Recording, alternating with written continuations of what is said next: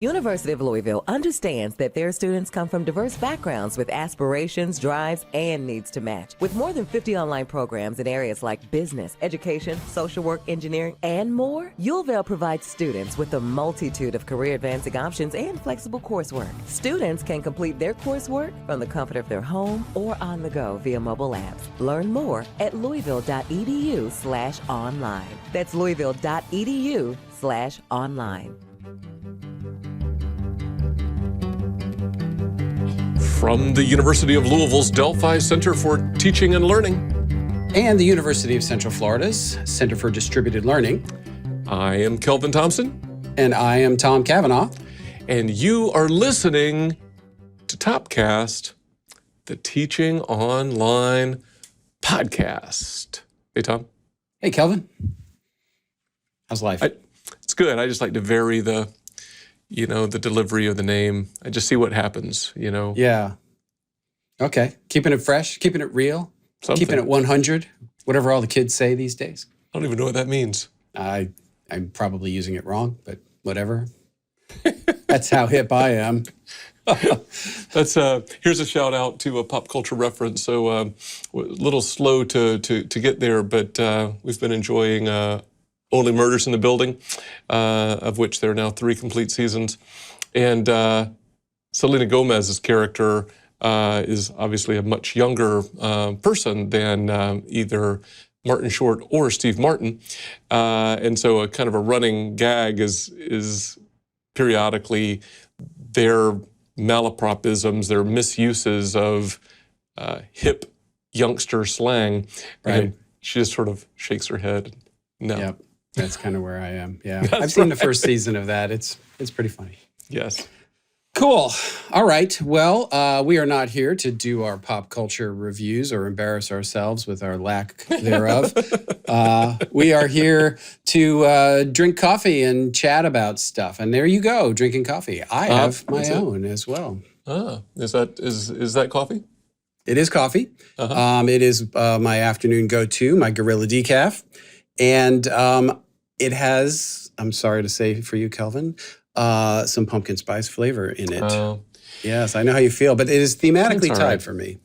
Well, why don't you make a connection to today's episode topic, Dr. Kavanaugh? The only way I can make the connection is to give it away. So maybe I'll let you go first. Okay, all right. Well, my coffee today, Tom, is a single origin Ethiopia Sadamo Nura Karate from Black Gold Coffee Roasters in Venice, Florida. And thinking back to even before you and I were baby podcasters and about the time that I started getting more serious about coffee brewing, and I would, start bringing the thermos of coffee into the office and sharing it around a little bit, I sourced from this roaster, Black Gold. So I associate them with my stepping up my coffee game and a whole new boost to my personal brand as, the coffee guy. So I think the coffee's pretty tasty. I'm hoping you can find a connection to today's topic along with yours in your cup. What you got? Yeah, I don't know. Yours is maybe a little bit more tenuous than mine, maybe. Something about boost and kind of taken to the next Stepping level. up. Maybe That's right. there's something in there, I think. That's right. That's so, right.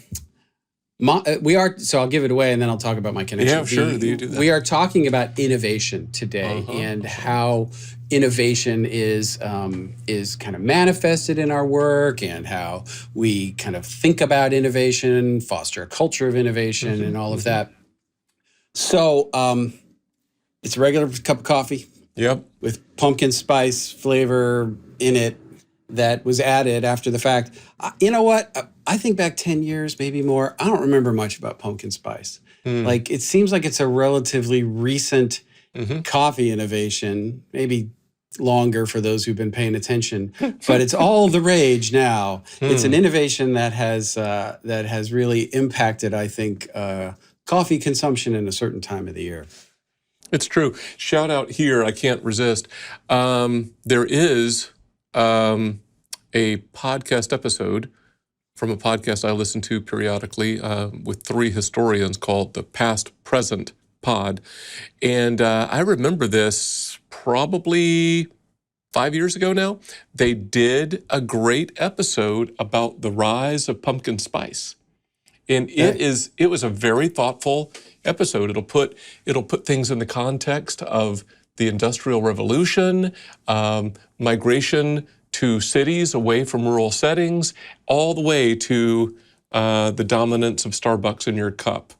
So well, there you go. We'll put a link in the show note. That's right. Okay. You were right there with them. Cool. So why are we talking about innovation today, Kelvin? That's what I was going to ask you, Tom. No, I kind of know why we are. Because, well, at least I'll start the story and you can finish it. Tom, you recently interviewed Jared Stein. And for those listeners who are unfamiliar, Jared is co-author with Dr. Charles Graham, former Topcast guest, of the book Essentials for Blended Learning, a standards-based guide, now in its second edition. And after 13 years at higher education institutions and 11 years as a VP at Instructure, the folks who bring us the Canvas LMS, Jared Stein is now the founder and principal consultant at Rare Bird EdTech, a consultancy practice for educational technology startups.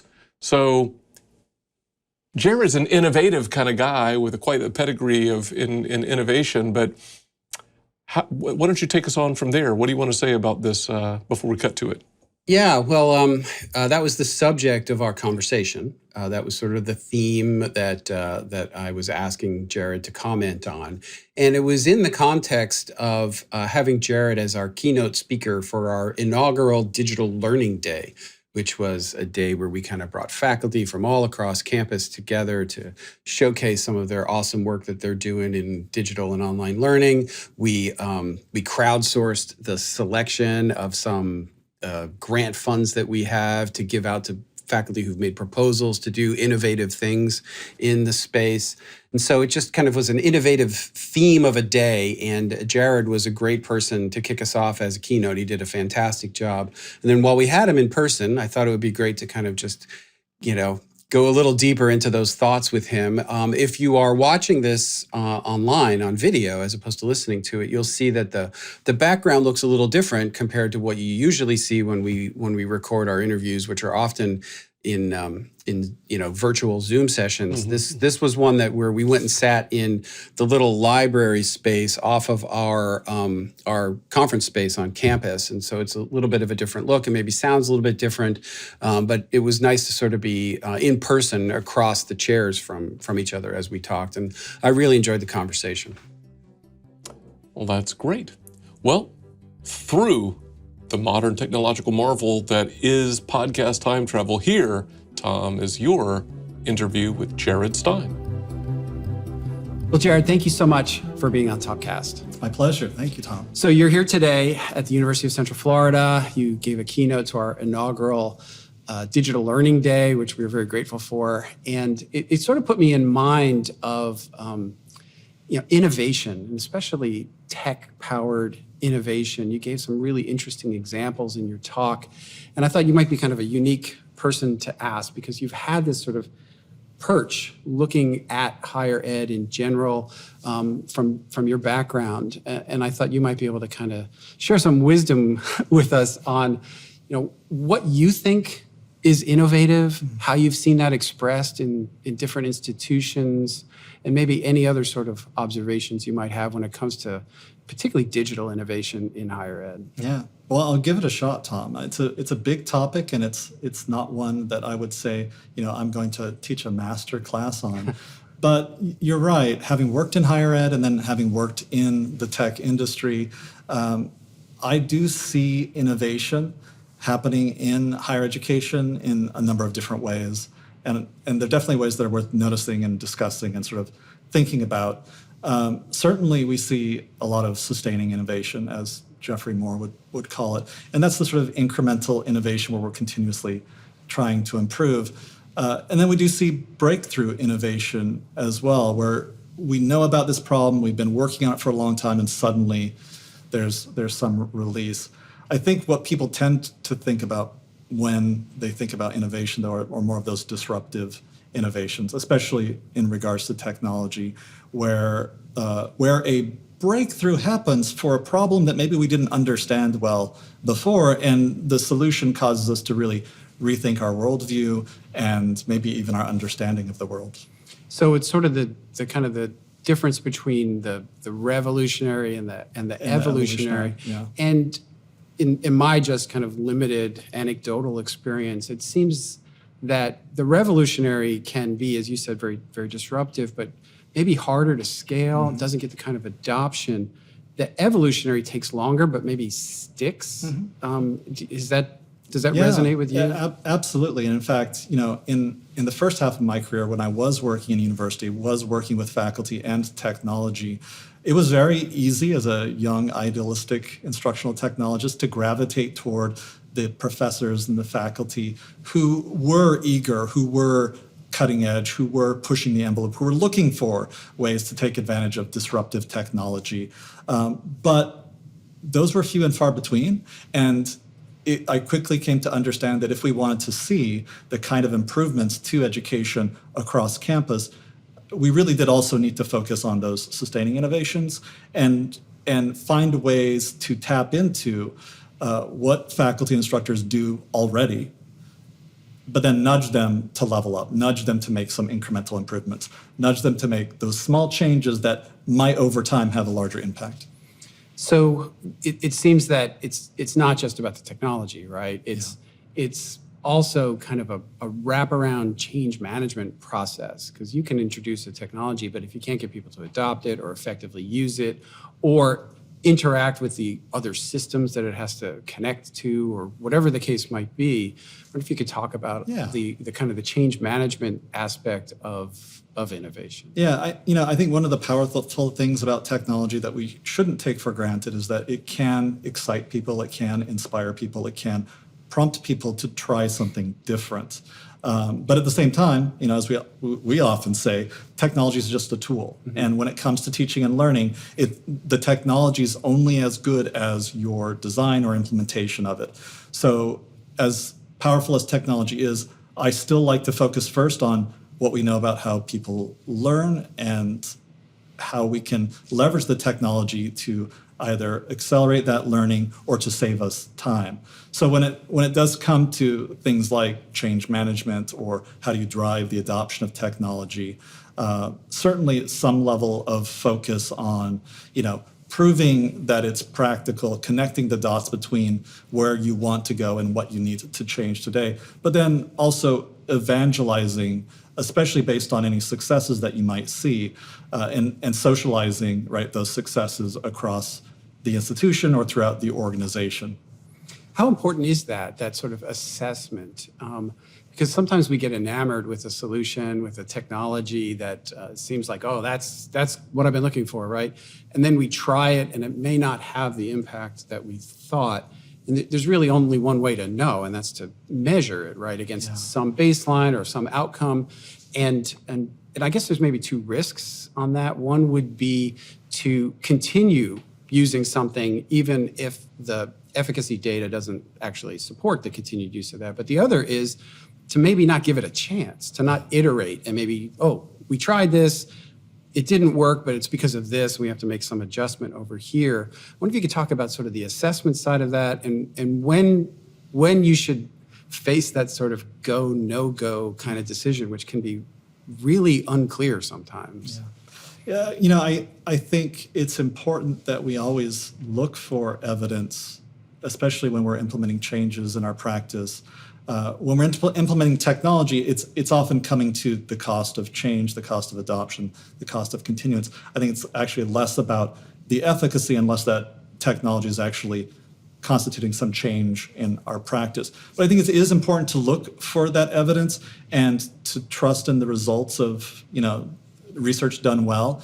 At the same time, I don't want to discount what people feel and understand is working. If you see something working in your classroom, that might be sufficient evidence for you to continue that practice. But to your other point, especially when it does come to any change in practice or adoption of a new technology, there is that hurdle, whether that's psychological or a physical hurdle to implement that change, to implement that technology, and that comes with a cost. So I think setting some expectations with faculty or instructors or people who are adopting the technology that, yes, this might be one step back, but it's ultimately for 2 steps forward. And we're actually going to do our best to measure to see that it is 2 steps forward. And that's what we will base future decisions on.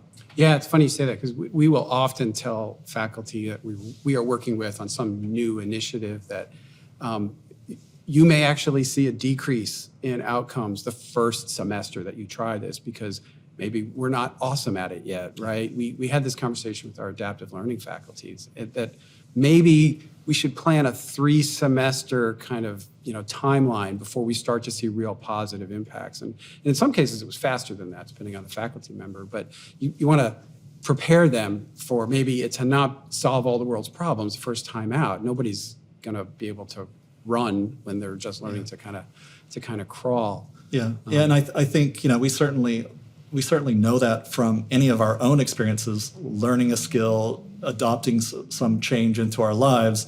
It's rough going forward, and you have to learn every single day. You have to adjust and improve. And I have kids who are taking music classes and art classes. I'm not going to let them give up just because they're frustrated after a month. Yeah. You got to stick it through, and that's part of the power of learning, is to know that change is possible if you stick with it, and improvements are possible if you sort of trust in the power of that change. Yeah, great example. Sort of learning an instrument or maybe a new language or something like that. Are there some innovations that we just shouldn't pursue? Are there like bad innovations? Yeah. It's interesting. I was listening to a podcast with I believe a professor of psychology who was talking about creativity and the history of creativity, and how creativity hasn't always been viewed as a de facto good thing. In fact, creativity at one point in time was actually viewed with a lot of skepticism and some level of fear. And you can look at, for example, Mary Shelley's Frankenstein as an example of where creativity or innovation actually introduced something horrific and that ultimately haunted its creator. And I think, looking back over the history of innovation and technology, there's often, if not always, a dark side to technology. And technology itself sort of generates opportunities that may take us in different directions. So I definitely think that there are good reasons to look critically at any innovation or technology before jumping in. But at the same time, we have to acknowledge that some of these innovations, some of these technologies like artificial intelligence, are probably inevitable, and so we need to make the best of them. We need to, come up with some level of collective focus to use them in ways that we believe are most beneficial to humanity and the people we serve. Yeah, AI was sort of the one I had in the back of my mind. I'm sure you did.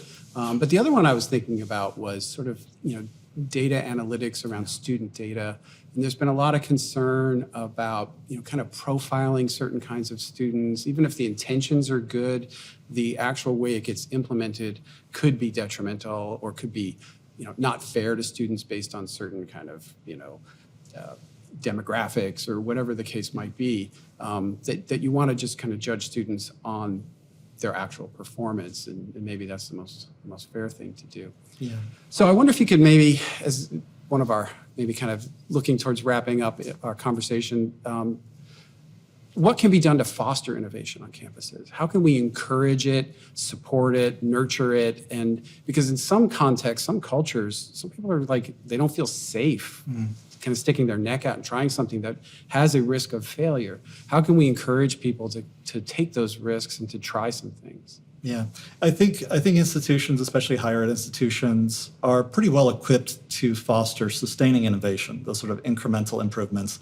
And they certainly shouldn't stop doing that. But at the same time, to your point, if institutions really want to find those breakthrough innovations or embrace disruptive innovations, they do need to create a culture that both enables innovation by not making people afraid, by not creating an environment where failure is seen as a bad thing necessarily, but in fact have an environment where I think as Eric Schmidt says from Google, right, chaos can be managed, where ideas or people with ideas or energy can be unleashed and in fact encouraged to pursue those to their natural ends, and then have the community be in a situation where they can either embrace positive change or learn from the failure and move forward in a different way.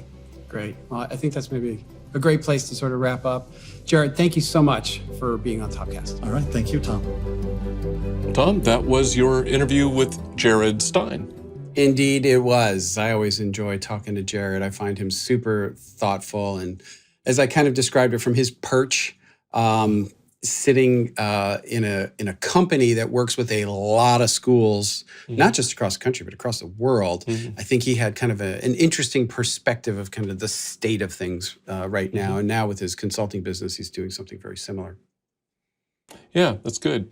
I like that. Perch, rare bird. I like it. That was. Oh yeah, he might like that too. That was nice. That was nice. Yeah, I think highly of Jared, and he's got legit strong background, multifaceted background to speak on this topic and anything else related to educational technology. So, no offense to Jared, no offense to you, but can I start off snarky? Oh, I would expect nothing less. Thank you. I appreciate that. On brand. So you all were like way into the innovation thing, and I remember thinking, ugh, what is innovation? You know, what do we mean by that, right? And I don't mind saying, and I don't think she would mind me borrowing a little bit of her edginess.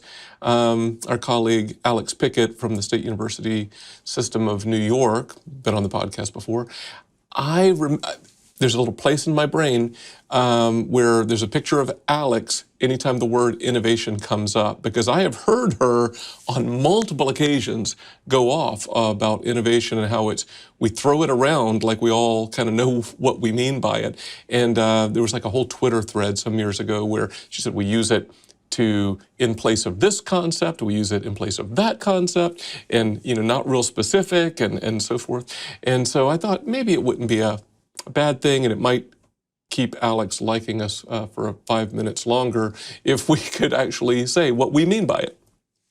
Yeah, well, that's a good question. I mean, there's whole disciplines around it, so I don't want to venture too deep. And I will admit I'm not necessarily as familiar with the scholarship of it as maybe some others. I've read probably the same books that any sort of normal popular audience might have read.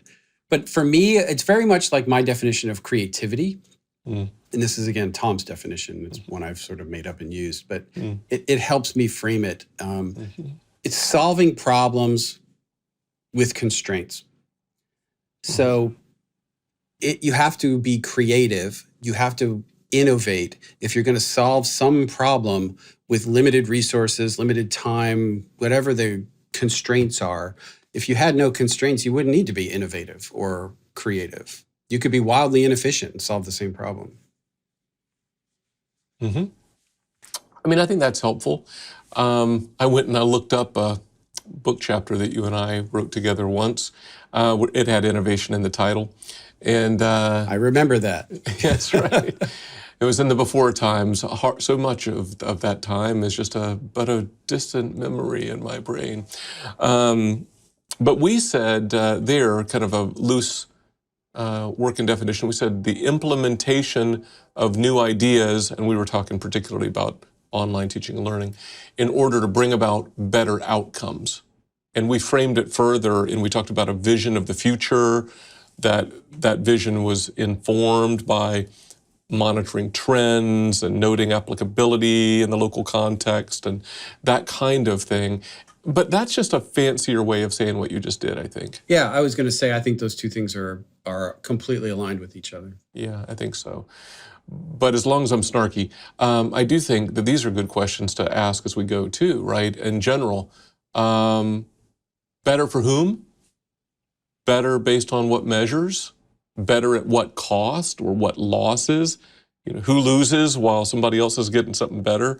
Hopefully it's better across the board, but not everything is, right? Yeah. So, I mean, those are good questions. I don't know if you have good answers or not. No, but I think they're all part of the equation. I mean, I even asked Jared in the interview, is there some bad innovation, right? And yeah, we that's touched right. briefly on that. Maybe this would be a good moment to sort of share this anecdote I heard last week. Please. I was at a conference and there was a guy on stage and he was talking about if you went to New York City in 1910 and looked around, you would see all the transportation was horse-drawn or horses. Everybody would be pulling their wagons and goods and things with horses. He said with the introduction of the combustion engine, within 20 years, which is a remarkably short period of time, if you went back in 1930, the horses would be gone. It would be all cars for the most part. And that is, I think, an example of it. He was sort of talking about in the context of AI and kind of like what's coming and be ready. And he said, if you fight it and try to pass legislation that says we can only, use hay as fuel or whatever it is, that's just not going to be realistic because the wheels of innovation are going to continue to grind forward, and we need to recognize. And I think that's an example of a revolutionary innovation, kind of to tie it back to what Jared was saying. Yeah. I thought it was a really thoughtful analogy, and it kind of made it real concrete for me. Sort of feel like we're in the middle of such a thing, like right now. Yeah. He had that phrase. I agree with that. He had this phrase in your conversation: causes you to reconsider your worldview. Yeah. Causes you to reconsider your worldview. And you know where my head went the moment that I heard that. It was like, well, that's this moment that we're living through with the rise of generative AI and other forms of AI, and everybody kind of looking at everything through kind of a new lens. Yeah, absolutely. And I don't think that's going away. I mean, how many times have we already talked about AI? And I don't think we're done, right? No, I don't There's think more so to come. either. I don't think so. So, yeah, and so that's an example of the kind of innovation I think Jared was touching on in some of his comments.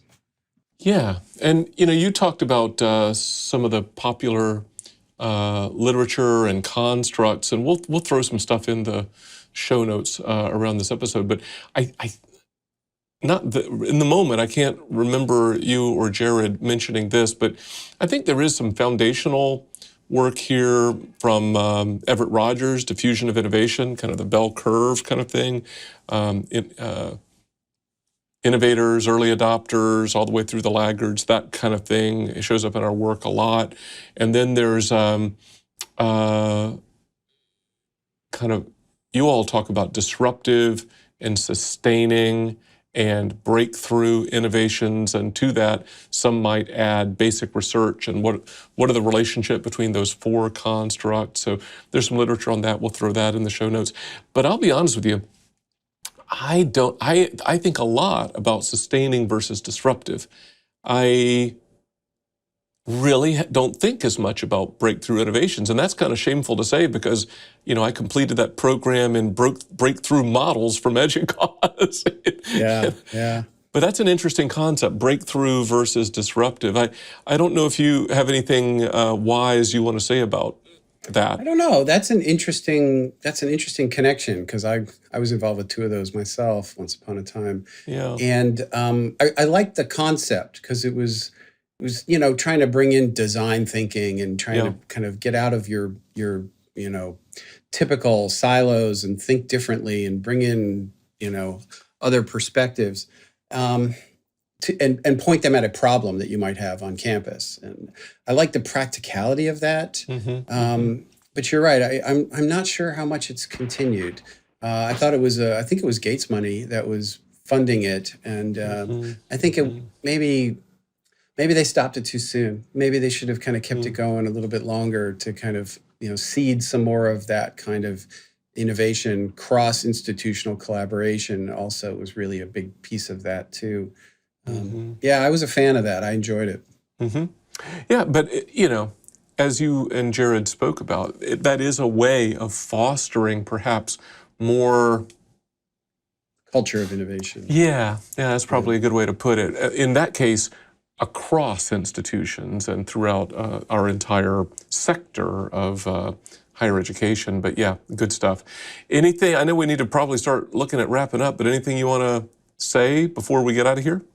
Just thank Jared for both coming and speaking at our event and also taking the time to sit down and be interviewed for Topcast. I appreciate that, and I appreciate his perspective. Well, you want to put our plane on the ground safely? I will be happy to. So, Kelvin, we all aspire to do our work well for the benefit of our learners. Doing our work well also involves pursuing better results for those who need them the most when those results are hard to come by. The literature and the models of innovation can always help us move forward. So we need to keep doing that. Yeah, no, that's good. I think for so many of us, innovation is like included in our job descriptions. If not explicitly, then implicitly. I think for so many people in this space, innovation is like a core component of their expectations. So I think it's a topic we may revisit in the future.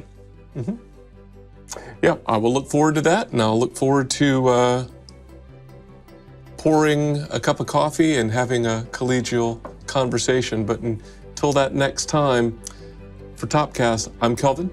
And I'm Tom. See ya.